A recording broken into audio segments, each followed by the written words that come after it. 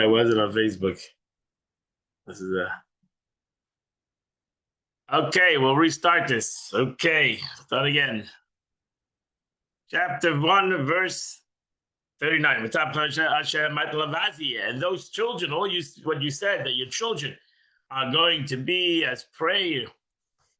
You, and your children that you did not know today, good or bad, they will come to the land. And I'm going to give it to them, and they will inherit this land. Therefore, verse number 40 of Atem, and you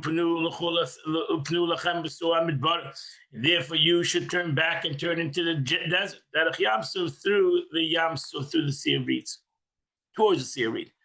Now she says, I'm going to have to travel north across the width of the Edom in order to directly enter the land.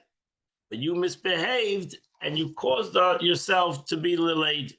Pnulachem, it says over here, Pnulachem means to go backwards and go through the desert towards the Sea of Reeds. We're going back to Mitzrayim in a way. For the desert through which they were passing to the south of Mount Seir, divided between the Sea of Reeds and Mount Seir. Now continue to travel towards the Sea of Reeds and travel around the entire southern border of Mount Seir from the west to the east. Verse 49, when you answered and you said, Hashem, we sinned. They realized you sinned. You said we're going to change our mind. We have a change of mind. We're getting up and we're going, and we're going to go out to war. We're going towards Eretz Yisrael. Like all our God, we've made a mistake. We're going back to do what God told us to do. And each one gathered his weaponry. At the end, Allah Sahara, and you readied yourself to ascend the mountain. Now she says that this is an expression, but the Hinenu is an expression of the Hinenu of Alina Lamakim. We are ready. Hineni, like the word Hineni, I'm ready to go to the place. The expression that is used in terms of denoting Hain. You readied yourself. God said to me, tell them, you shouldn't go out, you shouldn't go out to war. Because I'm not in your midst. You will not be struck down by your enemies. She says, what does it mean? You should not go up. This will not be an ascent. It's going to be a descent. I told you this. You didn't listen to me. You went against the word of God. And you willfully ascended the mountain. Modi and the Amorites went down. The Yeshiv Bahar was sitting in the mountain. That mountain. Towards you. And they chased you. Like just like bees do. And they destroyed you until the Mount Seir, which is as far as Chem. But Rashi says, what does the bees have to do over here? Just as when a bee stings a person, it dies immediately, so too they would touch you, they would immediately die, even though I told you that that doesn't mean that they have the right to, they would do that, they should do that. And if they would do that, they would die. And then you returned and you cried before God. And God did not listen to your voice. He didn't listen to you. Now she says, so to speak, you made his trait of mercy act seemingly cruel in a cruel manner. Verse number 46. Then we sat in Kaddish many days. As the amount of days you dealt in your encampment. That says they sat in Kaddish for 90 years.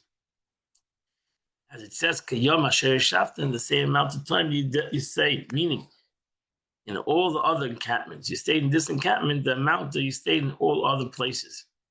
Together, there were a total of 38 years. Ashi already said this before, that there was, ultimately there was only 38. 2 years they were at Mount Sinai. and the other things were 38 years.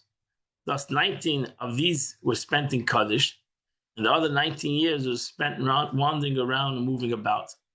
After which they returned to Kaddish. So they made a humongous circle. It says he made them wander in the desert. So they wandered really they didn't wander for 38 years. Actually, that's what Rashi says. They didn't want, the previous Rashi says he didn't wander for 38 years. He wandered for part of 38 years, 19 years, they were in one place. Chapter 2, verse number 1. Then you turned and journeyed in the desert through the Sea of Reeds. As God has told me, and he circled Mount of Seir for a long time. Now she says, had they not sinned, they would have passed by Mount of Seir from the south to the north in order to enter the land. However, because they sinned, they had been turned towards the desert between the Sea of Reeds and the south side of Mount Seir. They went along its southern side from west to east by the way of the Sea of Reeds, the way they had taken out of leaving Egypt, which was a southern western corner of the land of Israel, and from there they proceeded eastwards. She says, Kol Drei Me'oris, along the entire southern border until they reached Oyev. That completes the Chumash. We are holding in the first letter of Igeres HaKodesh, and the Alter Rebbe continues to put certain kinds of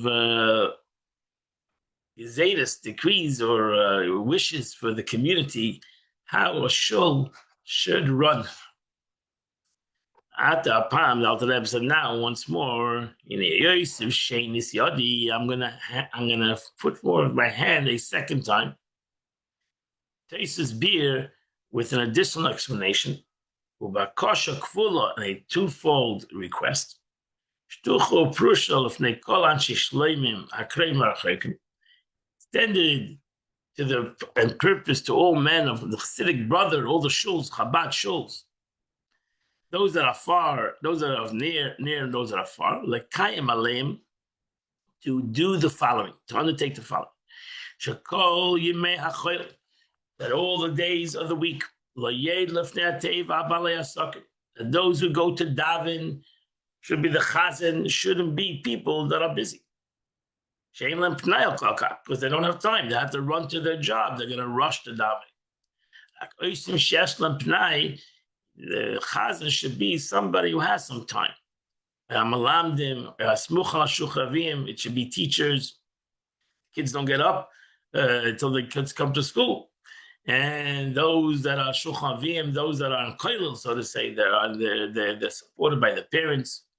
That they could daven a little longer. At least an hour and a half. I don't know which synagogue he's talking about exactly. It does an hour and a half davening, but maybe they did it an hour and a half. People, if you do today longer than a half an hour, they're going crazy. And one of them should step down from the ark, chosen by the Geidel. You should be a lottery, or according to the consent of the majority of the congregation. And he should gather around him. He should make sure to have around him people. He should have these same kind of people around him, daven together. That all the teachers that can pray like himself, and will thus not be distracted by the haste of others. This arrangement is not to be changed. I beg and I beseech you. But when it comes Shabbos, and it comes Yontiv, that even businessmen, They're not in a rush. The Shabbos, what's the rush? We say Shas case, and therefore it's the right time. Lahara betfilasam. Everybody should daven slowly.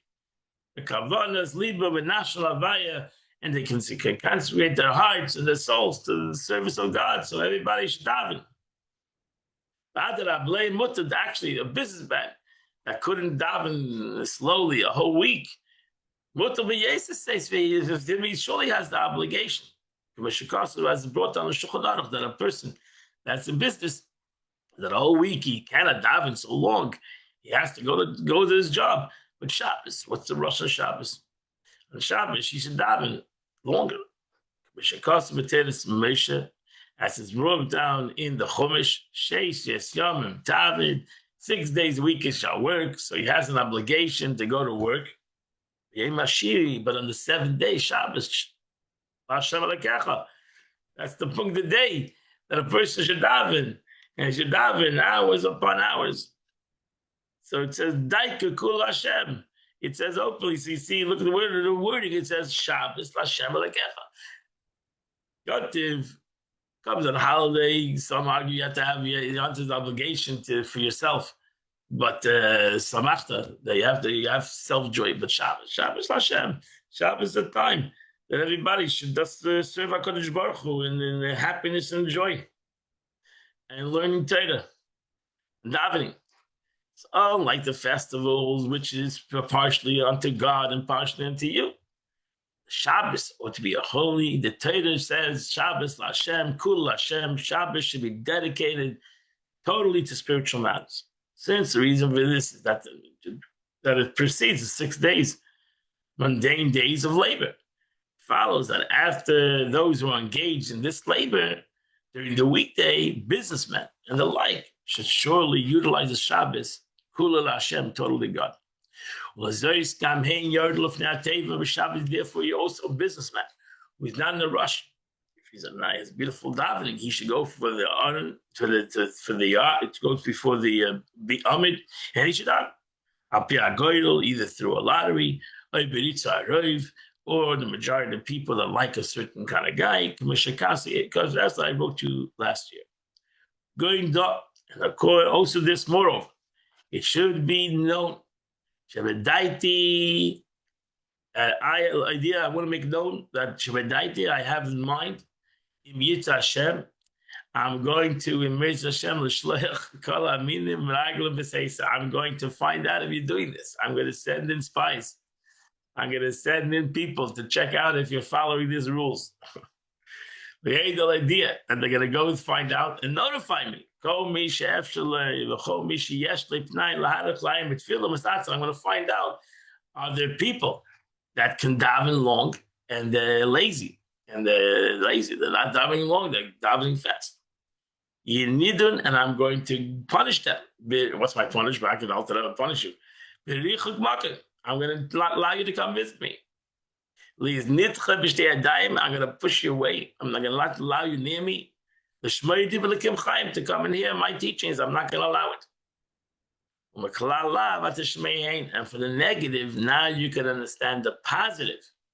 That those are the generous time and devote their prayer. I'm going to welcome them. And pleasant be the lot to those who hearken to my words. And may the blessing of good come upon you. And there's no better concept of good. But Torah. So therefore, I hope and I pray that you're going to all do what I say, and you're all going to be invited to come here and learn Torah with me, and it's going to be a beautiful reality. So this is the end of the first letter that Alter Rebbe has put into this into Tanya. As Alter Rebbe said before the people, send this letter out to the communities, Chabad communities around Russia, Poland at that time, and he asked them to do certain things, and that completes the Tanya of today. Today is the 5th day. Today is a special day. Today is the day of the passing of the Arizal. Yortzeit, the 5th of Av. The fifth of Av, the Tillim of the day, is chapter 29, 30, 31, 32, 33, and 34. If you do those 5 chapters, you do the Chitas of the day. The Rebbe writes today, on the 5th of Av, on the Yom, day to day. The Rebbe writes, it says, turn away from evil and do good.